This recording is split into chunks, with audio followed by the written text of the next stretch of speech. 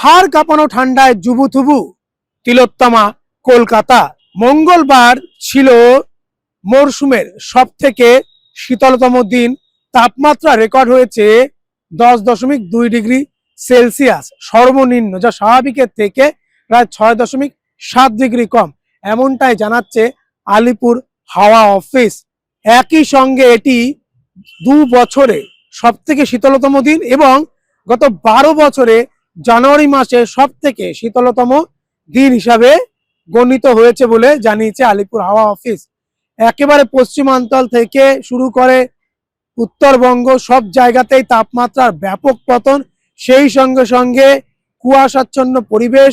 উত্তরবঙ্গেও বিশেষ করে দার্জিলিং পার্বত্য অঞ্চলে তুষারপাত, সব মিলিয়ে বাংলা এই মুহূর্তে ঠান্ডায় যেভাবে কাঁপছে, সেই সঙ্গে সঙ্গে কিন্তু তিলোত্তমা কলকাতা, তারও একই অবস্থা, কনকনে ঠান্ডায় একেবারে কাবু তিলোত্তমা।